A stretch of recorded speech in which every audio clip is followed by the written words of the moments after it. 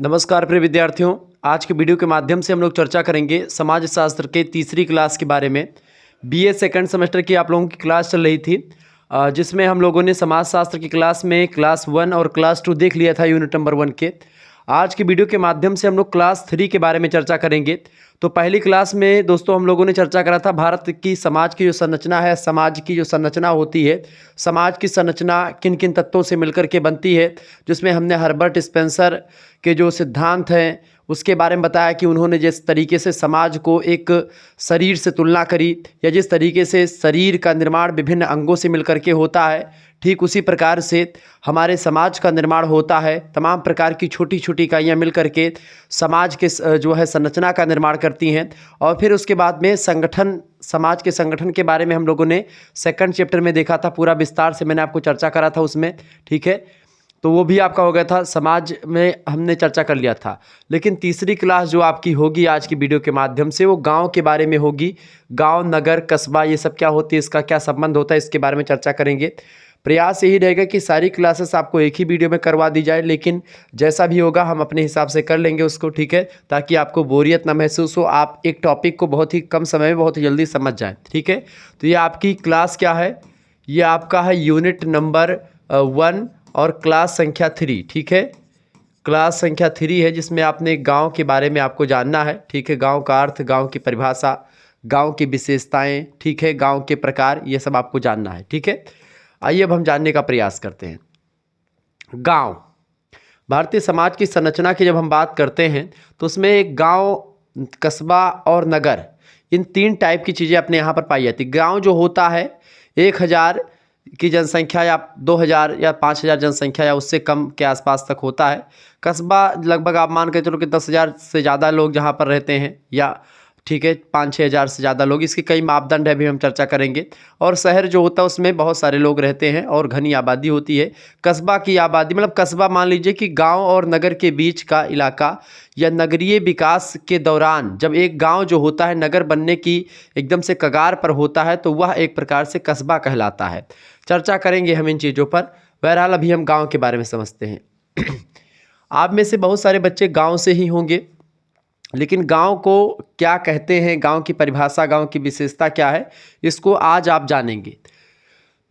Heading डालेंगे गांव का अर्थ, लिखेंगे विभिन्न विद्वानों ने गांव या ग्रामीण शब्द का अनेक व्याख्याएं प्रस्तुत करी हैं। कुछ व्यक्तियों का मत है कि जहां आर्थिक और सामाजिक दृष्टि से पिछड़े हुए लोग रहते हों, उस क्षेत्र को गांव कहा जाता है। यानी ऐसा क्षेत्र जहां पर लोग जो है, जिनकी आर्थिक जो सिचुएशन है वो पिछड़ी हुई हो, और सामाजिक दृष्टि से वो भी पिछड़े हुए, यानी कि सामाजिक दृष्टि से यानी सोशल और इकोनॉमिकल दोनों दृष्टिकोण से वो पीछे हुए हैं, यानी पिछड़े हुए हैं अभी तक, उस क्षेत्र को गांव कहा जाता है, कुछ विद्वानों ने बताया। अनेक विद्वानों ने गांव या ग्रामीण शब्द को एक ही माना है कि गांव और ग्रामीण शब्द दोनों एक ही अर्थ देते हैं। जहां कृषि को मुख्य व्यवसाय के रूप में स्वीकार किया गया, यानी गांव में मुख्य व्यवसाय क्या है, कृषि है। तो सबसे पहली विशेषता इसकी ये भी होती है कि गांव का मुख्य व्यवसाय क्या है, कृषि होता है। इसके अलावा ग्रामीण की एक व्याख्या नगरीय शब्द की विपरीत की गई है, अर्थात नगरीय विशेषताओं के विपरीत विशेषताओं वाला क्षेत्र ही ग्रामीण क्षेत्र कहलाता है। यानी कि जहाँ पर नगरीय विशेषताएं नहीं होती हैं वहाँ पर ग्रामीण क्षेत्र होता है, ऐसा आप मान सकते हैं। ग्रामीण को जनसंख्या के आधार पर भी परिभाषित किया जाता है कि जहाँ की जनसंख्या कम होती है। प्रत्येक देश में एक निश्चित जनसंख्या वाले क्षेत्र को ग्राम कहा जाता है, यानी जहाँ पर 1000, 1500, 2000 के लोग आपस में रहते हों और जिनका आपस में प्राथमिक संबंध हो, एक दूसरे को लोग जानते हों, एक दूसरे के सुख दुख में भागी होते हों, ऐसे क्षेत्र को हम गांव कह सकते हैं, ठीक है। ये बात आप ध्यान रखेंगे। तो ग्रामीण की जनसंख्या कम होती है, गांव की जनसंख्या जो होती बिरर होती है। बिरर माने होता है वो बसाव जो होता है वो सघन नहीं होता है, जबकि नगरों में आप देखते हैं घनी आबादी होती है, लोग इकट्ठा ही बसे रहते हैं। तो यही सब चीज़ें होती हैं, ठीक है। नगरों में द्वितीयक संबंध होता है, एक दूसरे से लोग जो है ब्लड रिलेशन से नहीं जुड़े हुए होते हैं।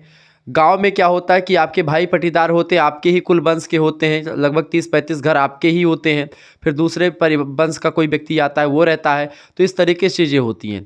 लेकिन नगरों में क्या है कि आपके बगल का पड़ोसी कौन है ये आपको नहीं पता है, किसी दूसरे जाति का हो सकता है, किसी धर्म का हो सकता है, आपका ब्लड रिलेशन तो छोड़ो, आपके धर्म का हो सकता है कि नहीं हो सकता, ये भी आपको देखना पड़ता है। मतलब कि ये शहरों में क्लियर नहीं होता कौन कहाँ पर कैसे रह रहा है, ठीक है। लेकिन गांव में क्या होता है, सभी लोग एक घर या एक ही खानदान से लगभग जुड़े हुए रहते हैं, बहुत सारे, एक पुरवा होता है, पुरवा में एक ही जो है व्यवसाय के लोग या एक ही जो है जाति के लोग रहते हैं एक पुरवा में, ठीक है, और एक ही माता पिता की संतानों से उनका परिवार पूरा बनता है, ठीक है। इस तरीके से चीज़ें होती, लेकिन शहरों में क्या होता है, ऐसा बिल्कुल भी नहीं होता। गांव की परिभाषा को देखते हैं भाई। गांव की परिभाषा कैसे दे सकते हैं हम लोग, देखिए बर्ट्रांड कहते हैं कि ग्रामीण क्षेत्र के बारे में कहते हैं कि दो आधारों पर हम इसको डिनोट कर सकते हैं, दो आधारों पर इसको परिभाषित कर सकते हैं। पहला कि कृषि के द्वारा आय अथवा जीवन यापन होता है यहाँ पर, यानी पैसा कहाँ से आता है, गांव में लोगों के पास खेती करते हैं, गन्ना बोते हैं, तंबाकू बोते हैं, ठीक है, धान गेहूँ आलू घुइया बैगन तमाम प्रकार की खेती करते हैं। इसी को जब वो बेचते हैं तब उनके हाथों में पैसा आता है और उसी पैसे से फिर वो अपना गुजर बसर या जीवन यापन करते हैं, निर्वाह करते हैं। तो पहली बात तो ये कि इनका जो कृषि होता है वो मुख्य व्यवसाय के रूप में होता है, उनकी खाद्यान्न की आपूर्ति खेती से होती है, उनके पैसे रुपए जो आते हैं उनका जीवन यापन कृषि पर ही डिपेंड होता है, ठीक है, गाँव में। दूसरी बात, कम घनत्व वाला हो जनसंख्या क्षेत्र को प्रमुख माना जाता है, यानी कि यहाँ पर जनसंख्या जो होती है कम घनी होती है। घनी मानी होता है कि बसाव जो होता है दूर दूर, किसी का घर यहाँ पर बना, किसी का थोड़ा दूर पर होगा, यानी गांव में बाकायदा सबके जो है बड़ा बड़ा बड़ा घर बनता है, मंजिला ज़्यादा नहीं होता, ऊपर नहीं बनता है घर, घर फैलाव में बनता है, ठीक है। और मुहारा बहुत बड़ा सा होता है उनका, उनके मतलब कि जैसे हम लोगों का हमारा मुहारा है, उसी पर आप जैसे कि 1000-2000 आदमी खाना हो, अगर तिलक उलक ठानो तो पूरा उसी पे खा लेते हैं, इतना लंबा चौड़ा आपका हमारा मुहारा है।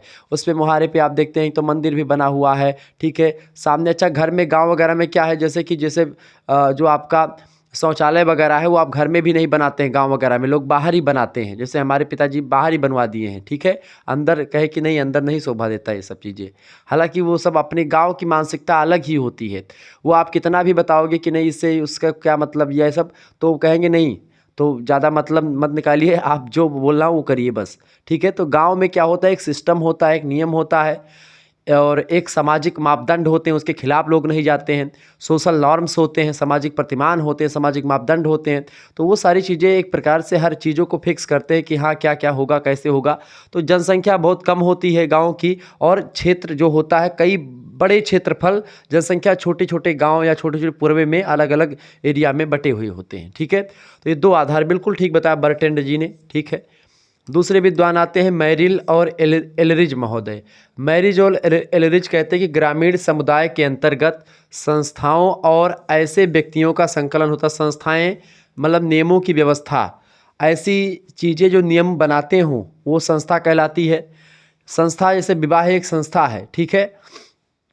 तो संस्थाओं और ऐसे व्यक्तियों का संकलन होता है ग्रामीण समुदाय, जो छोटे से केंद्र के चारों ओर संगठित होते हैं तथा सामान्य प्राकृतिक हितों में भाग लेते हैं। इनका कोई निश्चित उद्देश्य नहीं होता।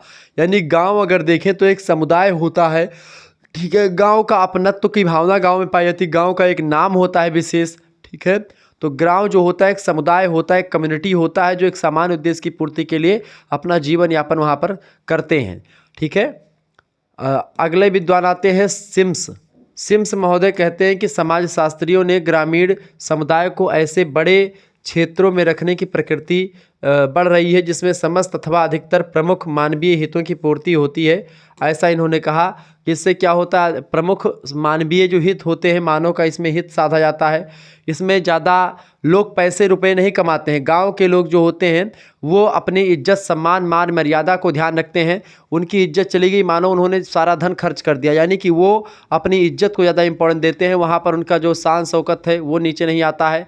वो पैसे रुपए कमाने के चक्कर में सेविंग नहीं करते हैं कि बैंक में पैसा जमा करते हैं। जितना वो कमाते हैं उतना खाते हैं और मौज मस्ती से रहते हैं। वो इन सिद्धांतों पर काम करते हैं कि पूत कपूतों का धन संचय और पूत सपूतों का धन संचय। यानी पुत्र अगर आपका कुपुत्र होगा तो आपने जितना धन इकट्ठा किया है वो नष्ट कर देगा, और अगर पुत्र आपका अच्छा निकल गया तो वो अगर आपने नहीं कमाया है तो वो कमा करके आपको दे देगा। कहने का तात्पर्य ये है कि पुत्र जो होता है वो उसके लिए जो हम धन संचय करते हैं अपनी स्त्री के लिए करते हैं। गांव वगैरह में कोई ये सब नहीं करता, जितना है उतना खाते हैं, संयुक्त परिवार होता है, सभी लोग अपने काम में बिजी होते हैं। सुबह सुबह लोग उठ करके खेतों में निकल जाते हैं, अपना खेत देखते हैं। रात्रि में आजकल तो क्या है, बहुत ज़्यादा गाय और बैल जो मतलब किसान जो है बहुत ज़्यादा प्रकोप में इस समय रहते हैं, तो उनको रखाने के लिए खेतों में लोगों को सोना पड़ता है। वास्तव में हमारे बड़े बड़े भाई जी खेत में ही सोते हैं, साढ़ चूँकि मतलब वो सब रूंधे ऊंधे रहते हैं तमाम, ठीक है, ताकि उसमें ना घुस जाए सांड वगैरह। एक बार अगर घुस गए, अच्छा घुस जाते हैं, अब तो वो भी होशियार हो गए हैं, ऐसे सींग से मारते हैं, पूरा जो जितना रूंधा ऊंधा सब तोड़ देते हैं और अंदर घुस जाते हैं, और सारा जो फसल आपकी इस समय गेहूँ एकदम से अपने चरम पर है उसको पूरा साफ कर देते हैं। बड़ा नुकसान होता है। बहरहाल कहीं ना कहीं पे आप देखें तो गाँव में जो होता है वो ज़्यादा इस पे फोकस नहीं करते कि हमको कितना कमाना है, बस उतना कमाना जितना उनका खर्चा चल जाए। लेकिन अब आजकल गांव में भी जो आर्थिक चीज़ें हैं वो लगातार बढ़ रही हैं। गांव के लोग भी तमाम प्रकार के सुख सुविधाओं का पान कर रहे हैं, ठीक है। ऐसी स्थिति में गांव में भी आर्थिक जो तंत्र है वो हावी होता जा रहा है। गांव में लोग उद्योग खोल रहे हैं, जैसे मुर्गी पालन हो गया, मछली पालन हो गया, ऐसे तमाम प्रकार के उद्योग, डेयरी उद्योग हो गया, गांव वगैरह में खुलने लगे हैं, जिससे थोड़ा सा और आय के साधन डेवलप हुए हैं, ठीक है। आगे देखते हैं, अगले विद्वान है सैंडरसन महोदय। सैंडरसन कहते हैं कि एक ग्रामीण समुदाय में स्थानीय क्षेत्र के लोगों की सामाजिक अंतःक्रिया और उनकी संस्थाएं सम्मिलित होती हैं, जिससे वह खेतों के चारों ओर बिखरी झोपड़ियों तथा पुरवा या ग्रामों में रहती हैं, और जो उनकी सामान्य क्रियाओं का केंद्र होता है। गांव में रहते हैं, खेती करते हैं, और सुबह सुबह सब लोग खेतों में जाते हैं, एक दूसरे से मिलते हैं। किसी के यहाँ कोई भोज होता है तो गांव भर पटीदारी भर पूरा सब खाते हैं मिलजुल करके। अब जैसे हमारे सबके यहाँ तिलक जब होती है तो मैं गाँव से ही बिलोंग करता हूँ, तो पूरा लगभग 4-5-6 गाँव का एक पूरा का वो होता है, क्या नाम है, जमार जिसको कहते हैं, कि यहाँ पूरा जमार खवावे के। जमार में लगभग आपके 1000, 2000, 1500 आदमी लगभग में हो जाते हैं, ठीक है। तो उन सभी के यहाँ पर निमंत्रण जाता है, सभी लोग आते हैं भोजन करने के लिए, ठीक है। इस तरीके से कोई भी फंक्शन होता है तो सभी लोगों को बुला करके भोजन खिलाया जाता है, और माना जाता है कि ये सबसे बड़ा पुण्य का काम होता है कि 4 आदमी आपके द्वार पर आकर के हाथ धुल लें, ठीक है। ऐसे तमाम प्रकार की मान्यताएँ होती गाँव में। तो गाँव की परिभाषा कुछ इस तरीके से आप दे सकते हैं, आप गाँव के बारे में परिचित होंगे। देखिए गाँव कितने प्रकार के होते हैं, हेडिंग डालेंगे गाँव के प्रकार। गाँव कई प्रकार के होते हैं बेटा, जैसे अलग अलग विद्वानों ने अपने अपने हिसाब से बताया। CS दुबे महोदय ने बड़ा काम किया, SC दुबे, ठीक है, SC दुबे कर ले, यहाँ पर S पहले लिखेंगे, ठीक है, SC दुबे। SC दुबे ने गाँव की वर्गीकरण के 6 आधार प्रस्तुत किए, यानी 6 आधारों पर गाँव को इन्होंने बांटा है SC दुबे ने। पहला आधार है बाबू, पहला तो आकार, जनसंख्या और भू क्षेत्र के आधार पर, कि गाँव का आकार कितना बड़ा उसके अकॉर्डिंग बांट सकते हैं आप, जनसंख्या कितनी है उसके अकॉर्डिंग आप बांट सकते हैं गाँव को, और भू क्षेत्र यानी उसका फैलाव कितना है उसके अकॉर्डिंग आप गाँव का वर्गीकरण कर सकते हैं। इसके अलावा दूसरा आधार है प्रजाति तत्व और जातियों के आधार पर, यानी किस जाति का गांव है। जैसे कि जाति के आधार पर तमाम गांव आप लोगों ने पुरवा के हिसाब से बना होगा कि भाई फलाने, जैसे मौर्यन पुरवा हो गया, ठीक है, यादव का पुरवा हो गया, शुक्ल का पुरवा हो गया, पांडे का पुरवा हो गया, ऐसे तमाम आपने लोगों ने गाँव सुना होगा, ठीक है। तो इस तरीके से, ठीक है, पुरवा जो जातियों के आधार पर बटे हुए होते हैं। कुछ प्रजातियाँ यानी कि हो सकता है पुरवा प्रजातियों के हिसाब से, प्रजाति जाति के हिसाब से बटे रहते हैं। वैसे प्रजातियाँ यहाँ पर ज़्यादा नहीं पाई जाती, लेकिन हाँ जातियाँ जो पाई जाती हैं उसके अकॉर्डिंग। प्रजातियाँ जैसे प्रजाति मतलब जैसे कोई निग्रो प्रजाति का है, वो बड़े बड़े विदेशों में आप देखते होंगे ऐसा, ठीक है। कोई जो है मंगोलाइड प्रजाति का है, ठीक है, कोई ऑस्ट्रेलियन प्रजाति का है, तो इस तरीके से होता है। तीसरा जो आधार बना सकते हैं भूमि के स्वामित्व के आधार पर, कि किसके पास कितनी भूमि है या भूमि का स्वामित्व कैसा है। चौथा होता है मतलब कि भूमि का मालिक कितना है। अधिकार और सत्ता के आधार पर, ठीक है, अधिकार और सत्ता के अकॉर्डिंग भी आप बांट सकते हैं गाँव को। पांचवा आधार है दूसरे समुदाय से दूरी के आधार पर, कि दूसरा जो गाँव है वो कितनी दूर पर है उसके अकॉर्डिंग आप उसको बांट सकते हैं।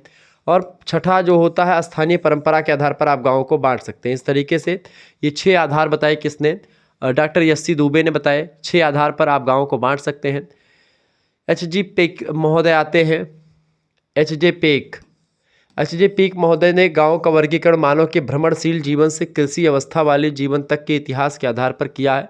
क्योंकि पहले जब मनुष्य का उद्भव हुआ तो मनुष्य खेती नहीं करता था, कृषि नहीं करता था, उसको जो है खेती करने का ज्ञान बिल्कुल भी नहीं था। पहले वो पत्थरों से जानवरों को मार करके शिकार करता था, फिर धीरे धीरे आग का विकास हुआ। पहले शिकार को कच्चे खाता था, कच्चा मांस, फिर भून करके मांस को खाने लगता है मनुष्य। उसके बाद में धीरे धीरे पहिए का आविष्कार होता है, खेती करना मनुष्य सीखता है, ठीक है। नहीं, पहले लोग शिकार ही करते थे। जब खेती वगैरह करना सीख जाता है मनुष्य, उसके बाद में, ठीक है, पहले घुमंतू होता था, अलग अलग स्थानों पर अपने जो है उसके लिए चारे पानी की खोज में निकलता रहता था। लेकिन जब से उसने कृषि करना शुरू कर दिया है, तब तक जो है उसको अकॉर्डिंग पूरा इतिहास है कि भाई आज का मनुष्य और जब हम पहले थे, यानी कि विकास की अवस्था जो हर्बर्ट स्पेंसर ने बताई पूरी, कि पहले मनुष्य आदिमानव से किस तरीके से मानव बनने की जो प्रक्रिया है, वो प्रक्रिया के आधार पर हम गाँवों को बांट सकते हैं, ठीक है। उस दौरान मानव के अनेक अस्थायी और अस्थायी प्रकार के गांव बसाए हुए होंगे। इसी आधार पर पीक महोदय ने गाँव के 3 भागों में बांटा है। गांव 3 प्रकार के होते थे। पहले होते थे प्रवासी गांव। प्रवासी गांव मतलब कि जहाँ पर एक स्थान से दूसरे स्थान पर लोग जाकर के बस जाते थे, फिर उस स्थान से छोड़ करके फिर दूसरे स्थान पर जाते थे, इस तरीके के गांव होते थे। दूसरा गांव वो होता था अर्ध अस्थायी कृषि ग्राम, यानी कि जहाँ पर आधी मतलब कृषि होती थी लेकिन अर्ध अस्थायी होती थी, अस्थायी कृषि नहीं होती थी। वहाँ पर रह करके लोग नहीं खेती करते थे, थोड़े दिन रुकते थे, फिर चले जाते थे अलग स्थानों पर। स्थानांतरणशील कृषि जिसको आप कहते हैं, जिसमें क्या होता था, अर्धस्थायी कृषि में स्थानांतरणशील कृषि आप रख सकते हैं, जिसमें क्या होता है कि भाई एक स्थान पर खेती करेंगे, जब तक वहाँ पर जो है फसल अच्छी उगेगी तब तक हम खेती करेंगे, और जब फसल वहाँ पर उगना बंद हो जाएगी तो हम अलग स्थान पर जाएंगे, फिर वहाँ पर खेती करेंगे। इस तरीके से स्थानांतरणशील कृषि, इसी को जो है काटो और जलाओ कृषि कहते हैं। जनजाति लोग विशेष करके कृषि करते हैं। जैसे कि आपको बता दूं कि ऐसे जंगल को जाते हैं, पहले काटते हैं, फिर उसको जलाते हैं, फिर उसके बाद में वहाँ पर खेती करते हैं। जब तक उर्वरक क्षमता रहती है मिट्टी की तब तक खेती करते रहते हैं। जब वहाँ पर उपजाऊ भूमि कम हो जाती है या उर्वरक क्षमता उसकी क्षीण हो जाती है, तो उसको छोड़ करके अलग स्थानों पर जा करके वो बस जाते हैं और वहाँ पर खेती करने के लिए उपयोगी भूमि बना लेते हैं, फिर वहाँ पर खेती करते हैं, और यही प्रक्रिया लगातार चलती रहती है। इसीलिए इस कृषि को स्थानांतरणशील कृषि के नाम से जानते हैं।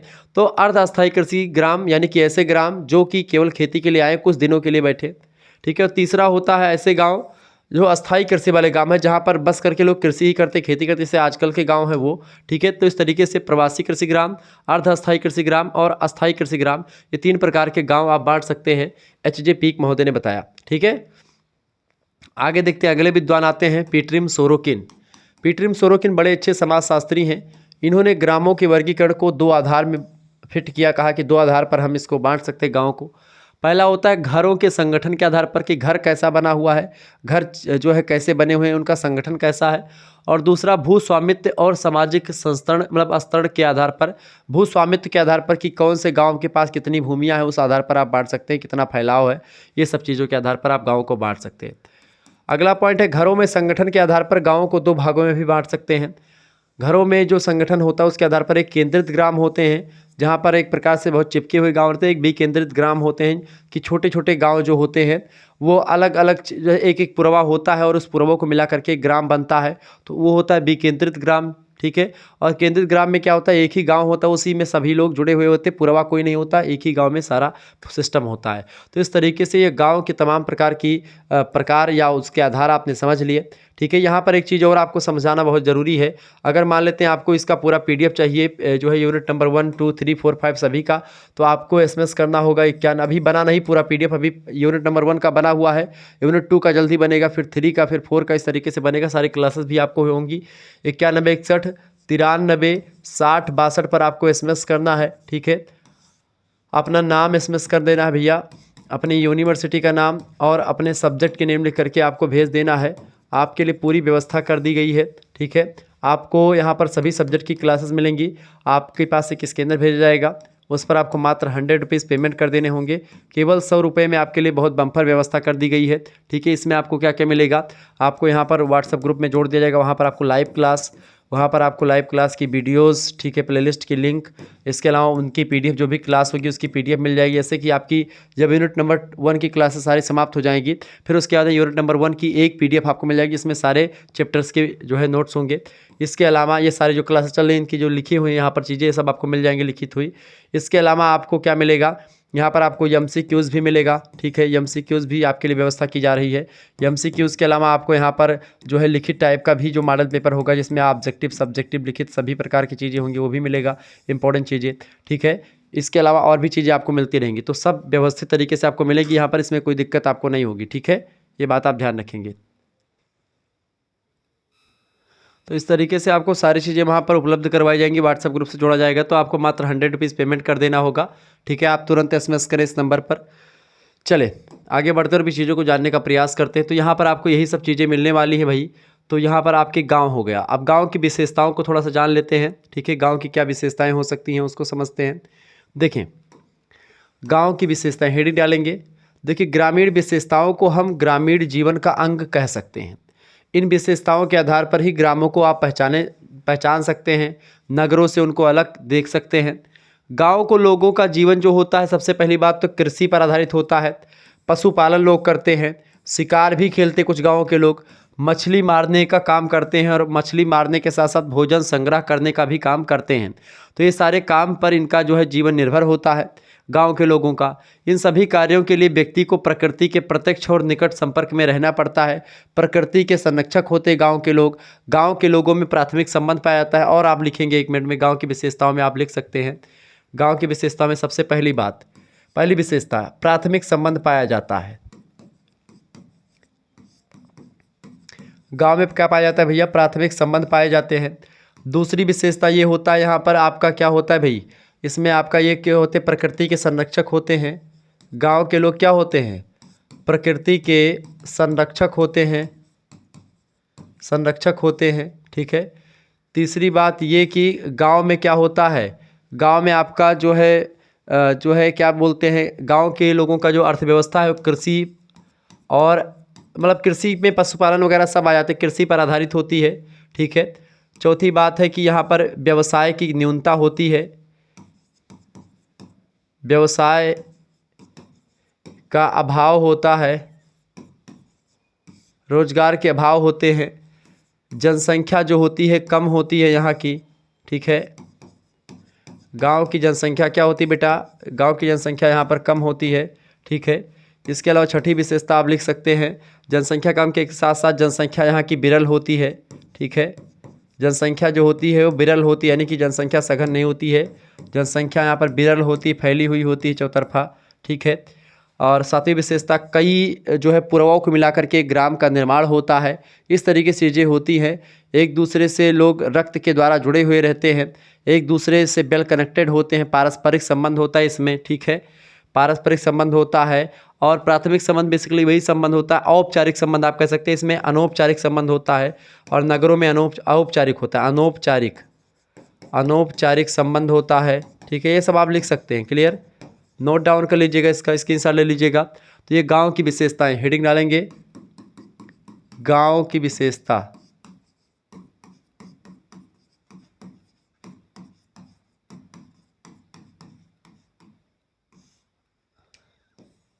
गांव की विशेषताओं में आप इन चीज़ों को लिख दीजिएगा भाई, ठीक है। प्राथमिक संबंध, प्रकृति के संरक्षक, कृषि, व्यवसाय का अभाव, जनसंख्या कम, जनसंख्या विरल होती है, अनौपचारिक संबंध होता है। ये सब गांव की विशेषताएं होती हैं, क्लियर। और भी गांव की विशेषताएं हैं। गांव जो होता है एक प्रकार से आपके लिए बहुत ही उपयोगी होता है। और गांव में रहते हुए आपको बता दूं कि गांव में एक दूसरे, जैसे कि एक दूसरे से कोई चाचा किसी का है, कोई किसी का जो है दादा है, कोई किसी का काका है, इस तरीके से लोग जुड़े रहते हैं, ठीक है। जबकि नगरों में ऐसा बिल्कुल भी नहीं होता है। नगर जो होते हैं ये बिल्कुल अलग होते हैं। जहाँ का मुख्य व्यवसाय कृषि है उसको गांव कहते हैं, और जहाँ कृषि के अतिरिक्त अन्य व्यवसाय प्रचलित होता है उसको हम शहर कहते हैं। बिल कॉप्स महोदय ने बात कही थी।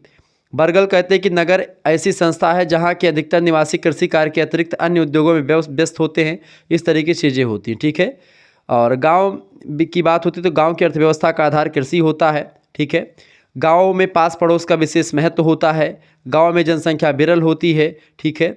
गाँव की बात की जाए तो अधिकांश संयुक्त परिवार, गाँव में संयुक्त परिवार पाए जाते हैं। तो यहाँ पर एक विशेषता और आप लिख सकते हैं, 8वीं विशेषता, गाँव में संयुक्त परिवार पाए जाते हैं। संयुक्त परिवार क्या होते हैं बेटा? संयुक्त परिवार मतलब होता है कि ऐसा परिवार जिसमें क्या होता है, संयुक्त परिवार का मतलब ऐसा परिवार जिसमें जो है 1 2 पीढ़ी 3 पीढ़ी के लोग रहते हों, ठीक है। जबकि शहरों में क्या होता है, न्यूक्लियर फैमिली होती है, प्राथमिक संबंध मतलब जिनमें नहीं होता है, मतलब कि गांव में द्वितीयक संबंध होता है, गांव में औपचारिक संबंध होता है, गांव में एक किसी दूसरे का बॉस के द्वारा जुड़े होते हैं कि कोई किसी का मालिक है, कोई किसी का नौकर, इस तरीके से जुड़े होते, कर्मचारी अधिकारी का संबंध होता है। शहरों में जनसंख्या घनी होती है, जनसंख्या ज़्यादा होती है, कृषि के अतिरिक्त वहाँ पर और सारे व्यवसाय होते हैं, रोजगार के साधन बहुत ज़्यादा उपलब्ध होते हैं। ठीक है, गांव में हर एक चीज़ की सुख सुविधा मिल जाती है, सॉरी शहरों में, और गांव में ये सब नहीं होता है। क्लियर, ये बात आप ध्यान रखेंगे। तो ये सब विशेषताएं को आप लिख लीजिएगा, नोट डाउन कर लीजिएगा। ये सारी विशेषताएं गाँव की ही हैं। ठीक है, आप इसको स्क्रीनशॉट ले लीजिएगा फटाफट से, सभी लोग इसका स्क्रीनशॉट ले लीजिएगा। चलिए फिर अब अगला जो आपका होगा, तो ये गांव की विशेषता हो गई आपकी। ठीक है, गांव की विशेषता आपकी कन्फर्म हो गई। तो गांव आज की वीडियो के माध्यम से हमने समझ लिया।